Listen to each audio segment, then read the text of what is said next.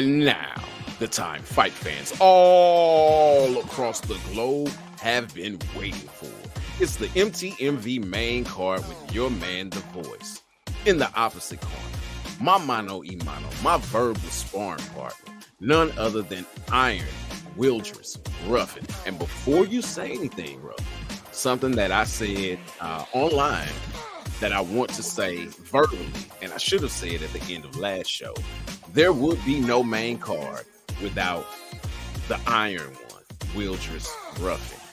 If not for him, I couldn't do it. I just really couldn't. I don't have the bandwidth to do it. This man makes the show. He makes it so much easier for me to do. He makes it so much more entertaining, not just for me, but for you all. Because I know I have the velvet tones.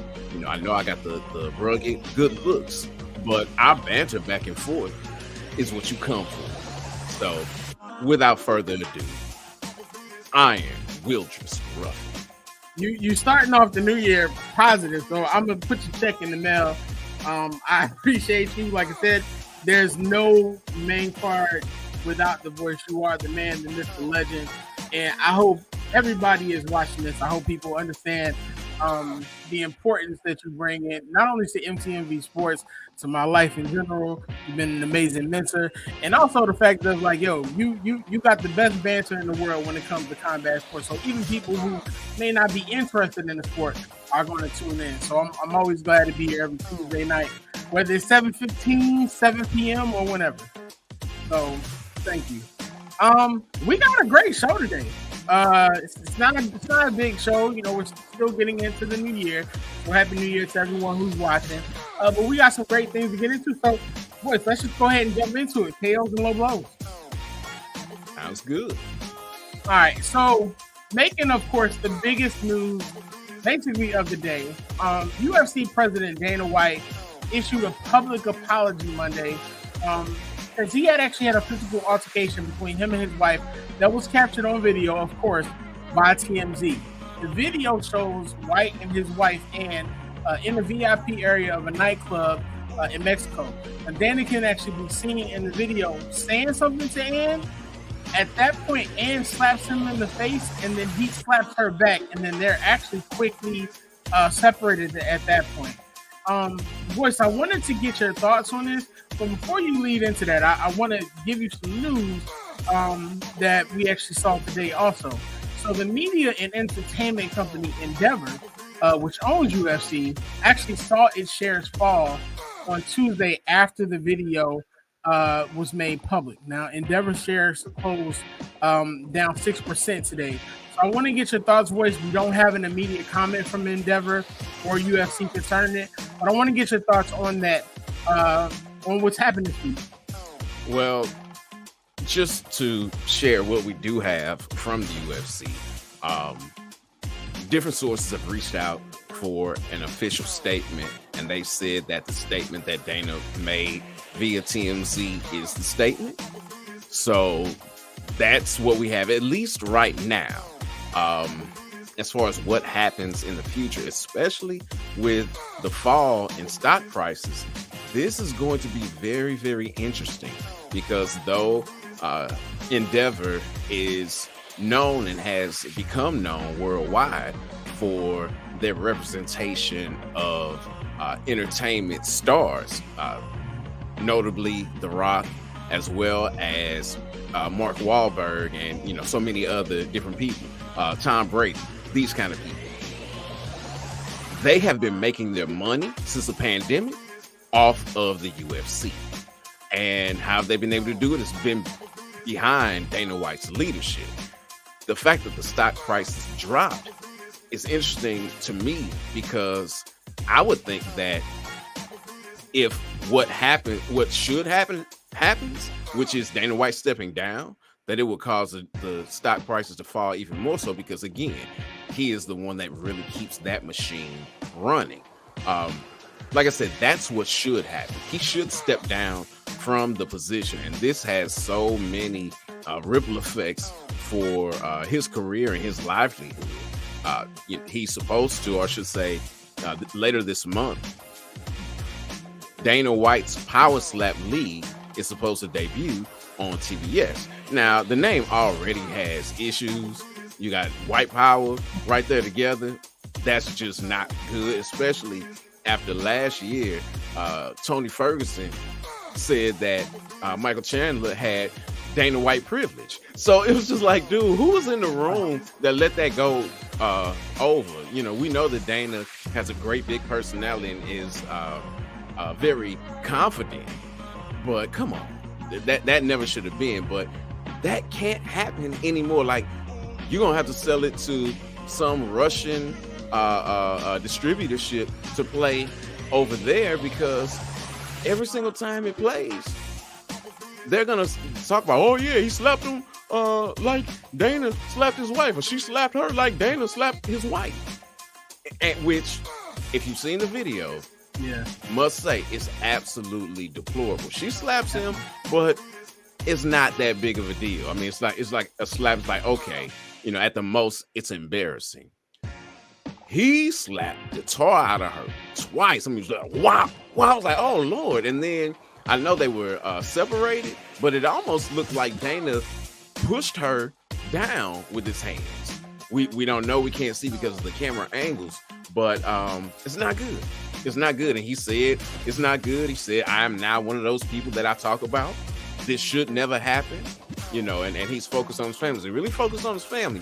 Power Slap got to go, because his poor kids are going to get trolled all the time as far as that's concerned. And really, for the company's sake, and because of, and we spoke about this a little bit off air, because of ESPN and Disney's involvement, we have to remember Dana was going to put on a show at Tachi Palace, because it was a Native American reservation and they had their own rules and guidelines. He was going to do that during the pandemic, had everything ready to go, and Disney said, nah, dog, that's not happening. Yes, so, it's interesting you mentioned Dana saying he became one of those people, because in 2014, he famously spoke out about domestic violence after the Ray Rice incident with the NFL.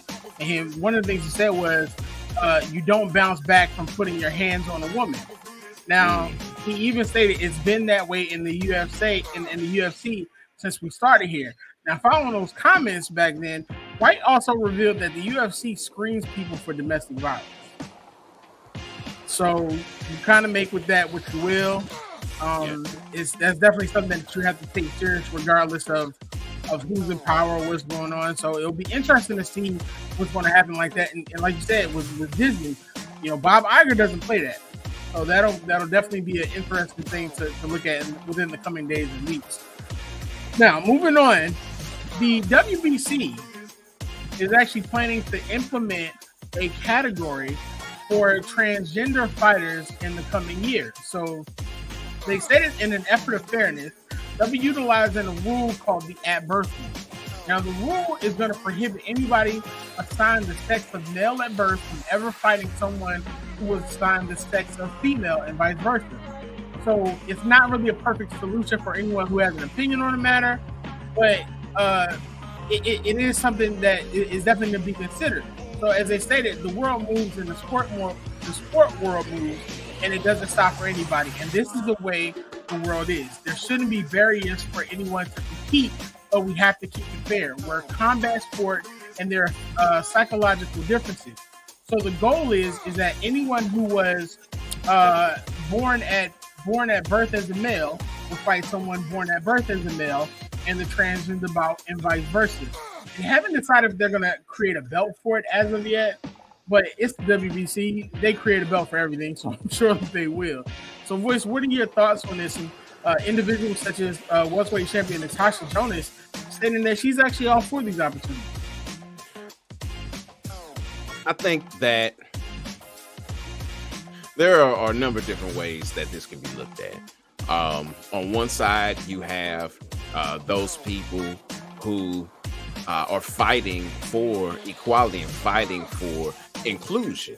And I understand that. And I definitely understand the importance of inclusion and their desire to be included and live life the way that they want to live. Get that. Then you have the other side, and I think you said psychological, but probably meant physiological. You have on the other side. Psychological? Yeah, but no Wahala. No Wahala. I just wanted to clarify. You have data saying, I mean, the bone structure of men is generally denser. We know that men are more muscular, or I should say those born male. Let me be correct in saying this. Those born male, that there's more muscle structure, whereas those born female, it's more of a fat structure. That's just the way that bodies are made. And when we look at this just from the perspective of sports as a whole, you have the WNBA and you have the NBA. I'm sure that there are women in the WNBA that can go toe-to-toe with NBA players. But the only time you see them taking the court together is in a mixed team kind of setup that you'll see often during All-Star Weekend. You know, there are differences physiologically between those born male and those born female. And I think this is a valiant effort on the WBC's part to try to have inclusion, but also protect all the fighters involved by ensuring that it is a fair a playing field, or I should say fighting environment as possible. Definitely be interesting. I understand wanting to be being very inclusive about the changing of the world. It's interesting because AEW, which is a professional wrestling company, they actually had Nyla Rose. Nyla Rose was the first ever transgender wrestler to sign to a major American promotion. She's actually very popular. She was a champion at one point. So that'll definitely be interesting to see. And when we come back, I want to say something so bad about professional wrestling, but I'm not going to say that. But I will bring up Fallon Fox, who is probably the most notable transgendered fighter. Fought at 145 versus females, and I believe Amanda Bobby Cooper put a stop to Fallon's fighting career when she knocked her out like about 10 years or so ago. You might as well go ahead and get on the professional wrestling train, boys, because one of your favorite fighter, Jake Paul, was literally at a professional wrestling event recently, and it made headlines. You act like my boy Harry. Y'all always trying to give me people that are not my people. Two of them, Tyson Fury and Jake Paul. Right. They were both at professional wrestling. I keep trying to give me people that ain't my people. So that's your people. Now, when we come back after this amazing message from Ozell, which Voice also has his Ozell's with him again today. Voice, show me Ozell. You see how shiny and beautiful they are, but you know what makes it even more beautiful for me? Because I be out there getting my Ninja Gaiden. I have my slew. Hold on, let me take these headphones off. Have my slew hat with my electric blue. Ain't nobody joggers with these bad boys, man. I'm telling you, ain't nobody asked you for that. I may be single-handedly responsible for the increase in the murder rate in St. Louis. And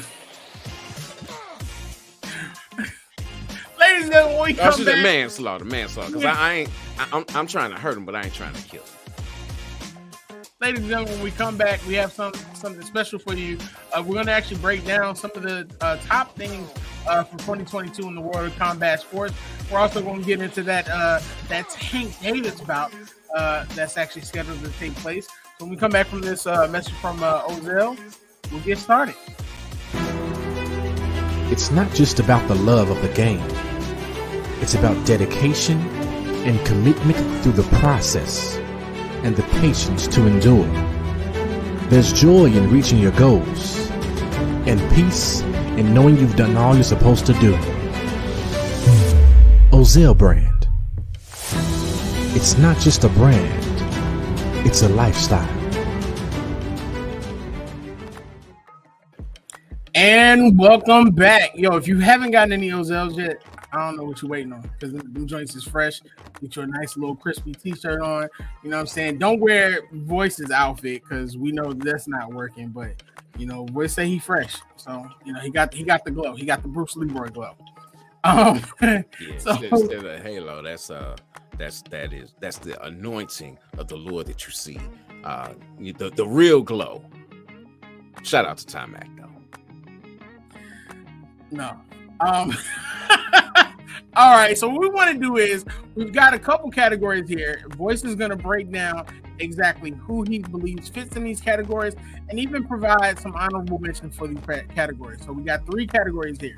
We got Breakout Fighter of the Year, KO of the Year, and Fight of the Year. This is going to be for both MMA and for boxing. So first thing we're going to get started with is Breakout Fighter of the Year. So Voice, in the world of MMA, it's covering a couple different companies. Who is your breakout fighter of the year, and who are your honorable mentions, however you want to do it? We'll start with the honorable mentions, just so you can kind of figure out in your mind where I may be going with things. One of my honorable mentions is a fellow Nigerian. That's right, Niger stand-up, Rafian Stotts. He really made a name for himself this year. Has been the greatest proponent and benefactor of the Bellator Bantamweight tournament. The person who helped to put him over also gets honorable mention, which is none other than Danny Sabatello. He really blew up, but Stotts kind of put his fire out by putting him out in that last fight. Cheeto Vera has really, like, he's been moving up and being kind of like cult status, but he really kind of made the leap to a household name for fighting, at least over the past year. And then Brendan Loughnane had a phenomenal year. He's most notably known for being a winner on Dana White's Contender Series.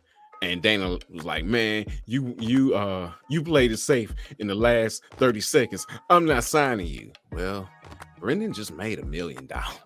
So he probably isn't mad about that anymore. He wasn't that happy at the time. But as time has gone on, it's been MMA has been pretty kind to him. So the breakout fighter for the year is none other than the middleweight champion for the UFC, and that is Pautan Pereira. The reason why he's the breakout fighter of the year is that he just got in the UFC not too long ago. I mean, the man has had, I think, a total of 8 professional MMA fights. Mm-hmm. And in your third fight in the organization, you're fighting for the title. Oh, and you win it? Yeah. Coming from relative obscurity MMA wise to champion, and not just champion, you took out the heir apparent to Anderson Silva, the person who was lapping the division. The reason he was able to get the fight in such a short period of time is because he beat everybody else twice. Yeah. And for him to come in and do what he did. Now, granted, Izzy was winning until he lost, kind of like Usman. He was winning until he lost.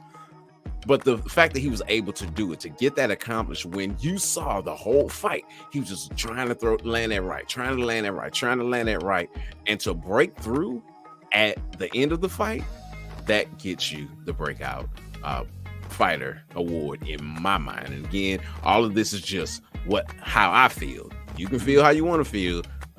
You can make your own awards up and give your own stuff out. This is the Voice sounding off. Awesome. So give us your breakout fighter of the year for boxing. For boxing, same kind of situation.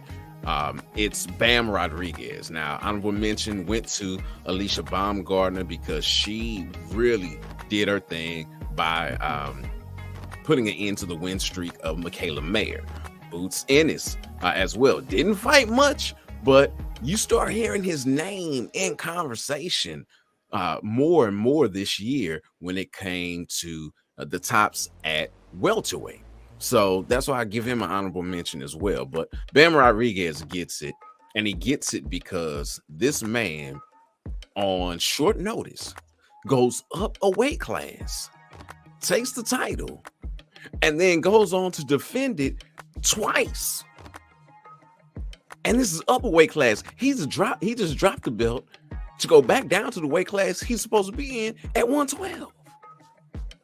That is the reason he's a breakout fighter of the year. He broke out in a number of different ways. You are punching above your weight, literally, and not just punching above your weight. You know, you hurting some folks. You know, you stopping some folks at a weight class that's not your natural weight class because you had an opportunity to fight for the title.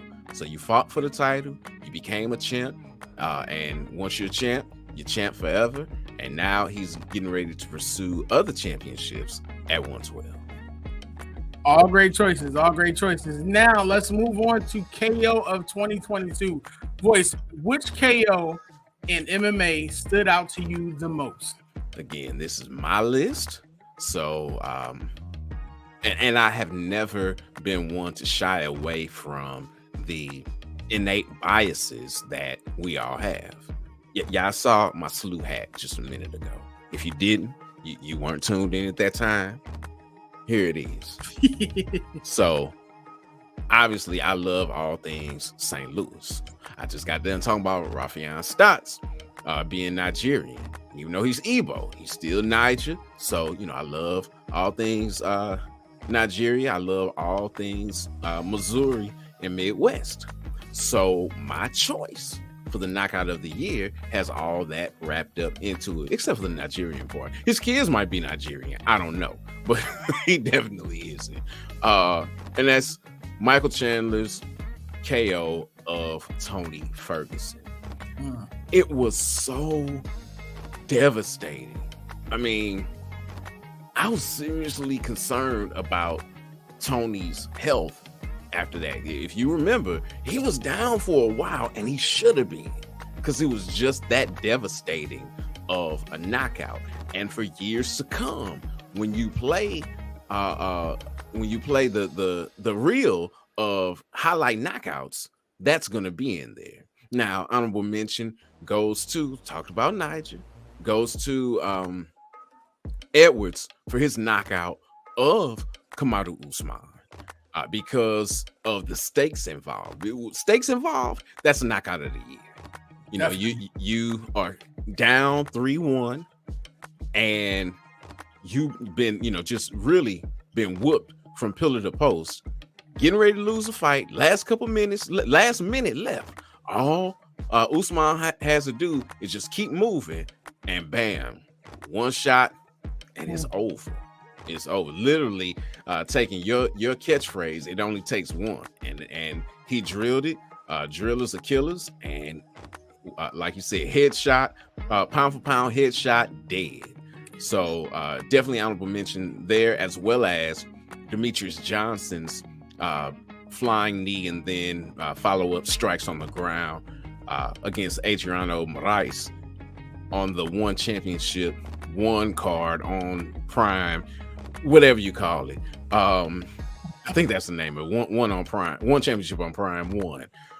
It was phenomenal because Moraes had a framed portrait of him knocking out DJ on his wall at home with a flying knee. And what does DJ do but one up him? I'll say, oh, you think that's something, huh? Let me show you, little young whippersnapper, who Mighty Mouse is, who pound for pound for years, for nearly a decade, was the best fighter in all of MMA, and came back, took the title, took his shine. So, you know, definitely honorable mention for that, because again, stakes were high, and the environment was tense and needed to be for DJ. It was really a way for him to reassert himself as the champion that he is. But for me, it's Chandler Ferguson. I mean, even the stills and Ferguson looking like Homer Simpson. Yeah. That's crazy. That the one hitter quitter will do you in. That's what the old heads used to call it, the one hitter quitter. Mm-hmm. Now, Voyze, finally, let's get into fight of the year. Hold on, we didn't mention boxing. Honorable mention goes to Plant versus Darrell, because that was a one hitter quitter and it was amazing, absolutely amazing. But for me, it's Inoue knocking out Donaire. The first fight that they had was fight of the year, and understandably so.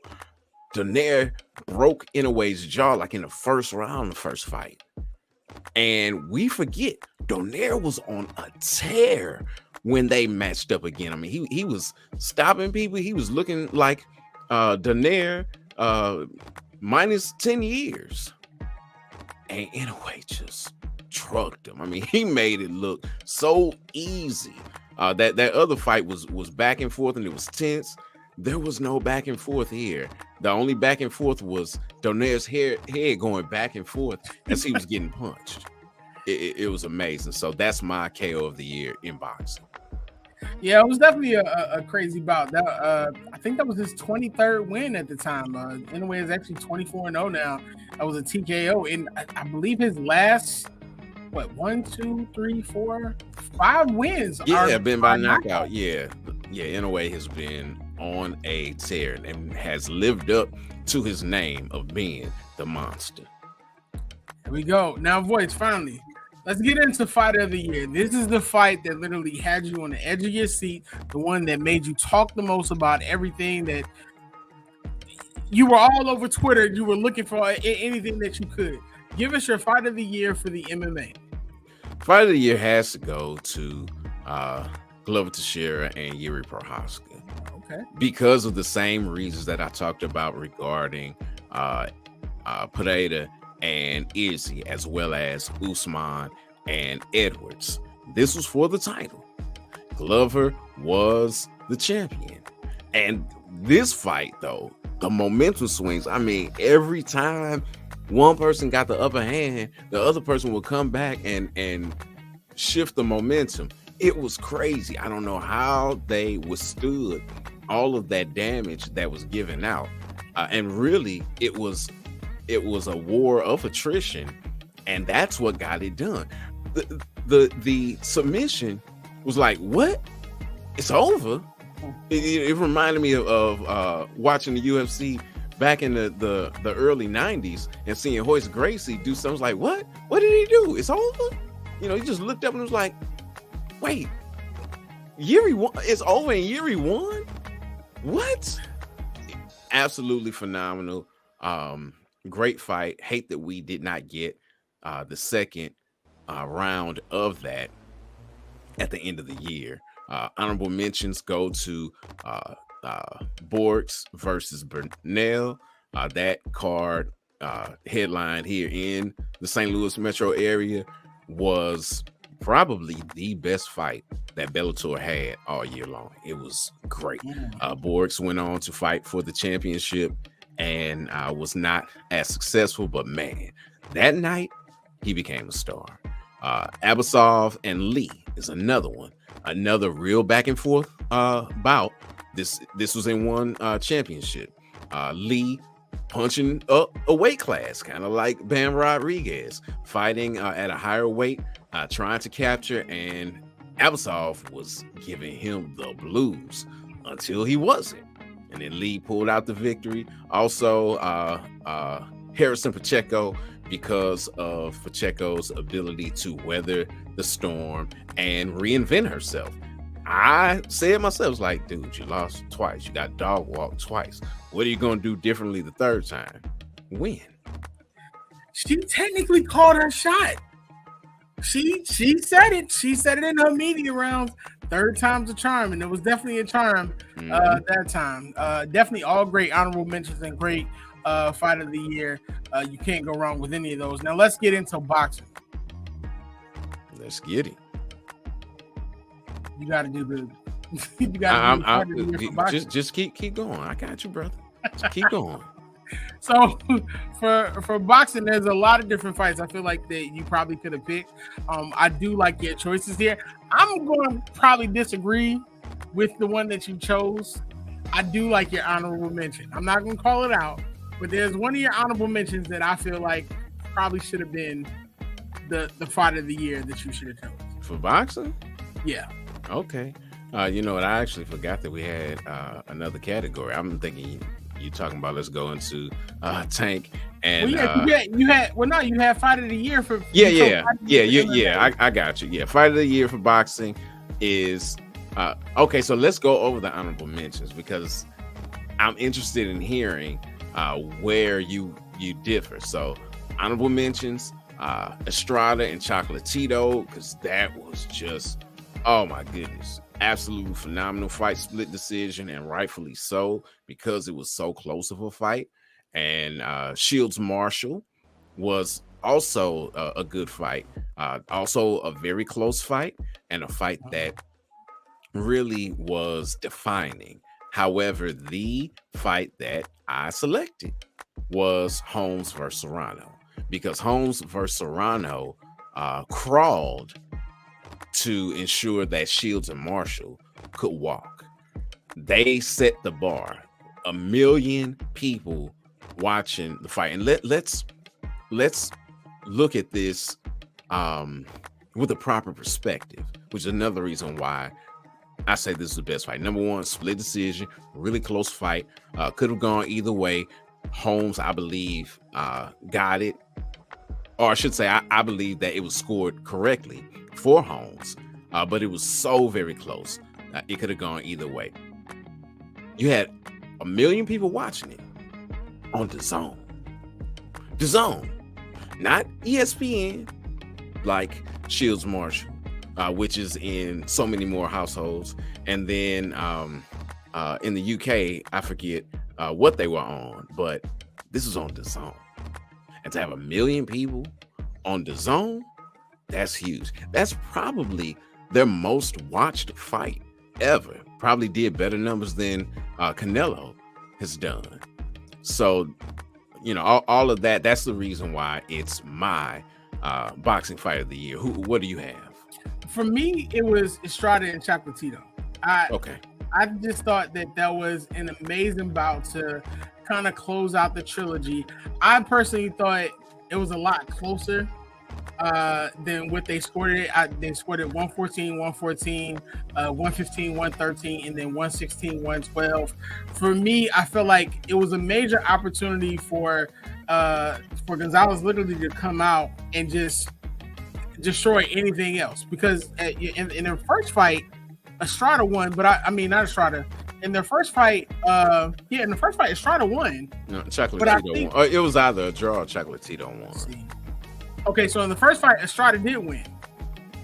He actually got the split decision victory in 2021.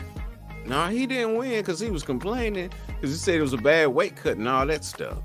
I'm taking a look at it here now. Okay, I think you're looking at the second fight, but go ahead. March 13th, 2000.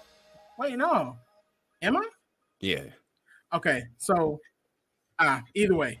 But I always felt like in their September fight, I felt like it was a great fight. I felt like they both came in. They were very respectful of each other, but they were trying to get down to business. I like the way Gonzalez fought throughout the fight. I was kind of shocked that it was scored the way it was scored. I thought it would at least kind of come to a draw, so to speak. But for me, that was fight of the year. Hey, this is the one that happened in Glendale in the Diamond Arena. Yeah. Mm-hmm. Okay. In Arizona. Yep. Yeah, well, it was an absolutely fantastic fight, but the one that had the greatest impact overall in the sport of boxing, and the one that is still being talked about, is Holmes Serrano. I give you that. Definitely. All right, Voyze.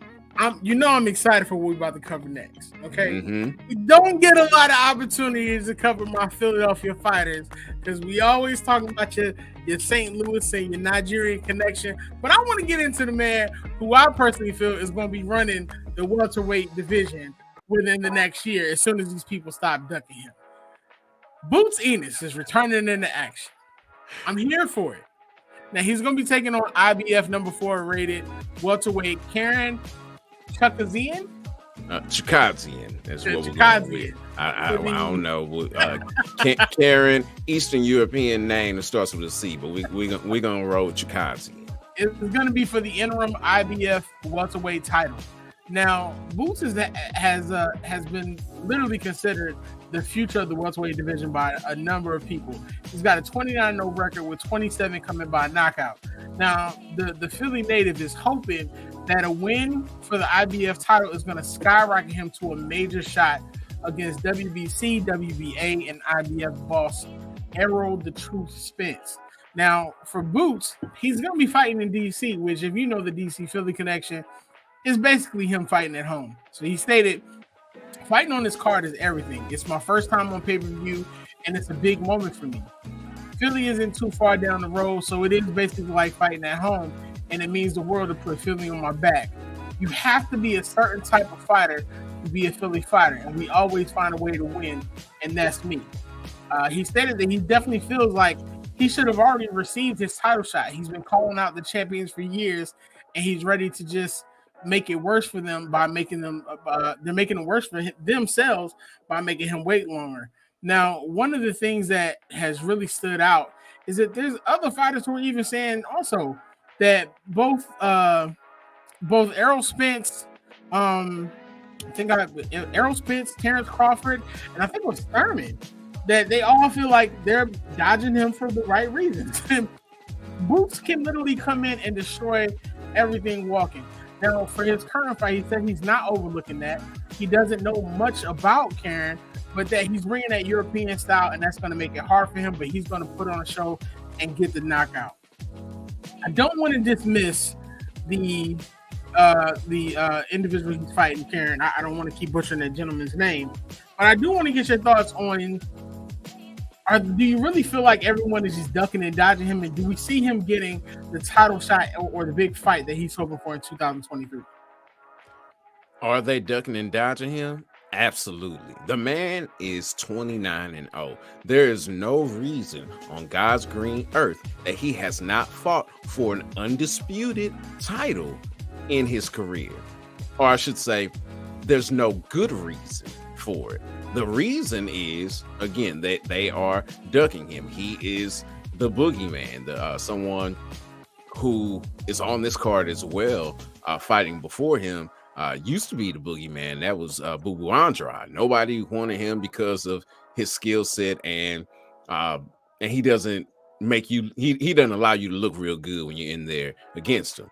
But yeah, he definitely is the boogeyman at this point. He's right. They're all ducking him because they know he is a problem. The question you posed, was like, yeah, this is gonna get me the big fight. Well, the big fish said 5 to 7 years ago, hey, bud, when you get a belt, then we can talk. He was the WBO champ, and PBC wouldn't even recognize him as being a champion. Talked about all the other champions except for him. But we know he left his promotion, worked to try to get the fight, and then that didn't happen, or it happened, and he decided to go get paid, or whatever happened. It didn't happen, and Bud is still talking about something like, hey man, I don't need to fight. And that may be public posturing so that he can get more when it comes time to sit down at the table.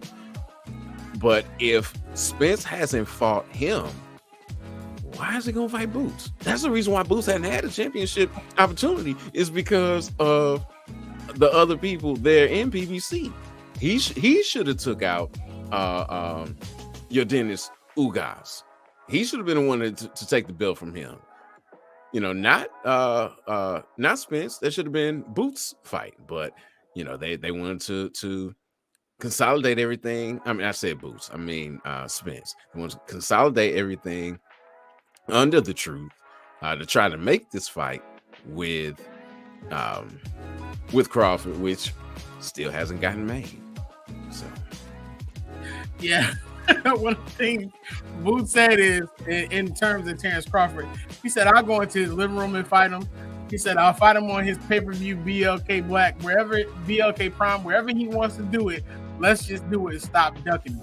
So that's going to be, I want to see what's going to happen post-fight if Venus wins and they get a chance to talk to him afterwards and hear what he's going to say. Because, you know, Philly, we don't have any kind of hold on the things that we want to say. We just say what we feel. Yeah, and definitely, you know, fighting is in y'all's blood. And I see that fight happening before I see Spence and Crawford happening. Very true. Very true. So getting to the main event of that event, now personal issues aside, Tank Davis has a lot going on this year. So from splitting from his mentor, a major bout being arranged with Ryan Garcia at a later date. He's called out his detractors and demanded major bouts be made. And now the worry about a potential trap fight is waiting for him as he prepares when he meets Hector Garcia Saturday at the Capital One Arena in DC. Now, literally, Tank has come out and said, he said, I'm not going to lie. Garcia looks a little hungry. A lot of people overlook him, but I'm not trying to overlook him. He looks like he's ready, and it could be a life changer for him. He wants to take my spot, so I'm definitely not looking past him. I'm in a real fight. He said January 7th is going to be a crazy night. Now, it's good to know this because Hector Garcia is no slouch. 2022 actually proved that. Now, the undefeated fighter who's 16-0, he actually saw what many people viewed as possible boxer of the year. I mean, he notched wins over Chris Colbert, and then he defeated Roger Gutierrez for the 130-pound WBA title at the end of the summer. So Garcia is, in many people's eyes, Tank's biggest test yet. So, Wes, I want to get your thought on this. Is this a trap fight for Tank?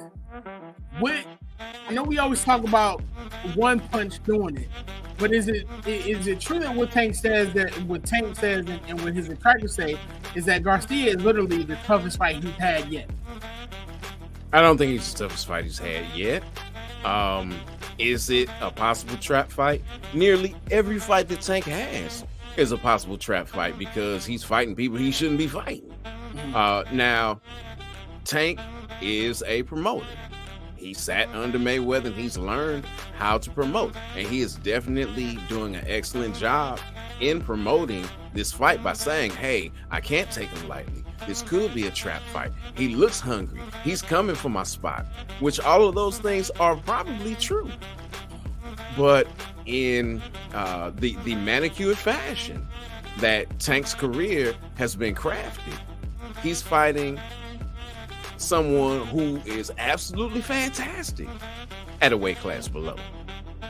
Most of his fights take place with people who are coming up in weight.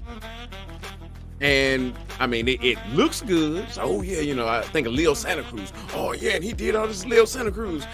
Leo Santa Cruz wasn't supposed to be fighting at the weight class, you know, or fighting someone old like Yuriorkis Gamboa, you know. And so, I mean, it is what it is. He's saying the right things. He should take it seriously. And the thing, what really is on the line is his career, because like you said, he has stepped out of the shadow of Mayweather Promotions. He doesn't have them manicuring and making things happen for him as they did before. He's betting on himself and he's taking these chances, and this fight is just the fight to get him ready for the real fight, which is against Ryan Garcia, not Hector Luis, but Ryan Garcia. So everything is on the line, not to mention all of the tomfoolery and fecal matter literally that he's had to deal with in the past week or so. What is his mind state going to be like? What is he going to be able to do? If this is technically at home, because it's at DC, you know, DC, Baltimore, you know, they're sister cities. So you're at home. You got all this stuff that's happening. You got the pressure of people coming at you for tickets and things of this nature. You don't have Mayweather Promotions to run interference for you anymore. You said yourself when all this stuff was going on between you and baby mama that, man, they can have it. I don't even want this anymore. They're ready to quit. Yeah.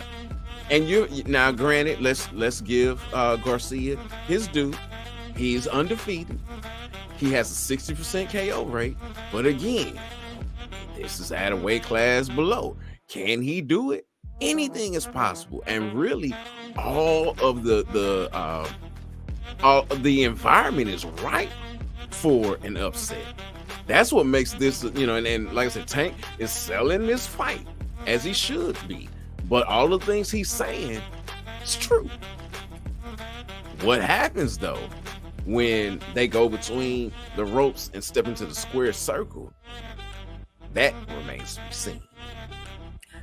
So before we close, I do have this question. Listening to what you were saying about Tank, let's say Garcia wins. Mm-hmm. What happens with Tank, and how much does that affect all the bouts that are being set up for 2023? That affects everything.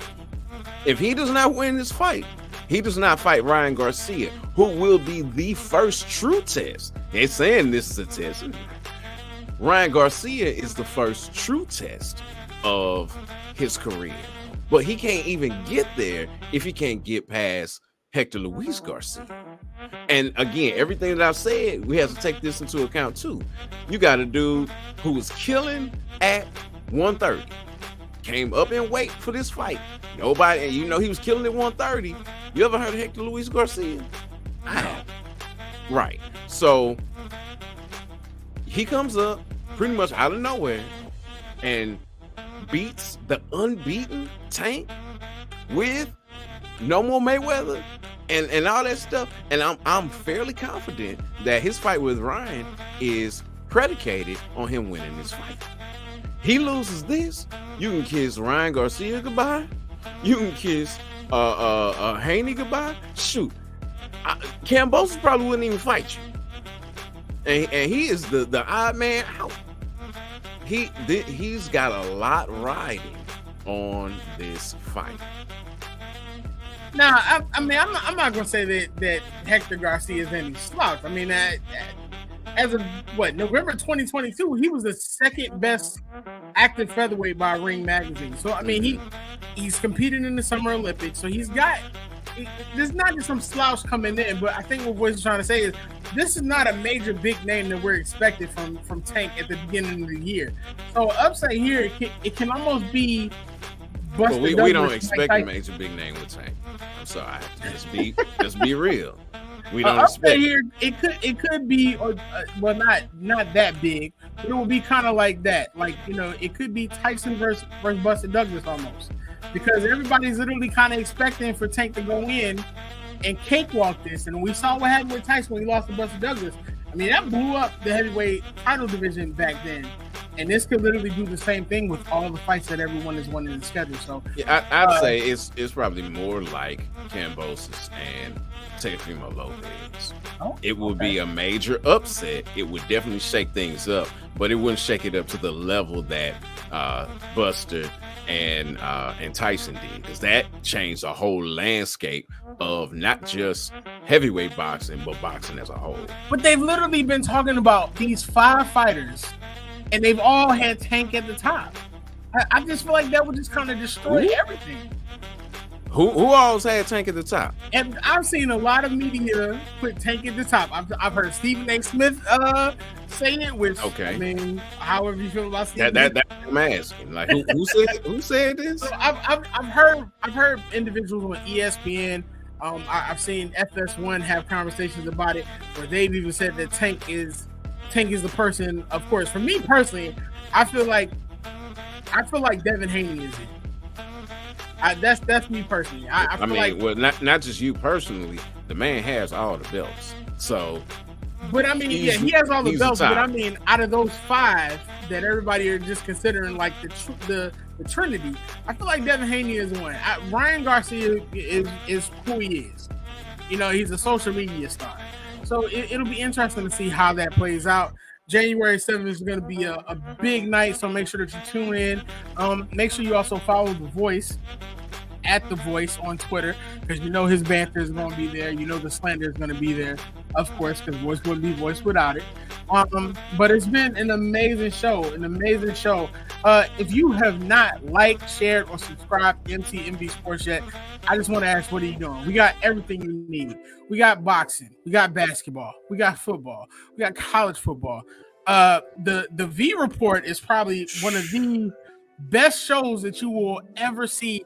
Period. You got the Not the Same podcast. You got MVP University. There's a number of shows. I'm sure I'm missing something. We're covering the HBCU. 94. Shout out to Miss Marva. Oh, I was getting there. Okay. I'm not going to ignore the full 94. Okay. Shout out to the big two, the other big two of the big three at the full 94. We have everything that you want and need, and we're giving it to you from a fan's perspective. So you're not getting it from a Stephen A. Smith. We're not going to lie to you. We're not going to fill you with a bunch of lies. We're going to give it to you raw and uncut. I'm sorry. Make sure you mention C's show too. I said C. I heard her. Didn't I say Sports Talk with C? She bears repeating if you did say it. She is a homie, even though she slandered me every week. You know what I'm saying? There's a number of different shows. I know I'm missing something because we have an amazing lineup of individuals. We've grown so much over the year. We thank you all for continuing to grow with this. Make sure you check us out. Make sure that you go to the website, grab that merch. Boy's got a brand new shirt on the website. Ooh. You know what I'm saying? Get that signature. Yes, sir. Get that signature shirt. Check out some of the articles that we have on there. Make sure that you connect with us. Go in the comments. Let us know what you think. Give us your thoughts on our 2022 tops list, because Voice always wants to slander. So thank you for an amazing 2022 and what you provided. We're hoping that 2023 is going to be any better. Voice, take us out. Until next time, fight the good fight.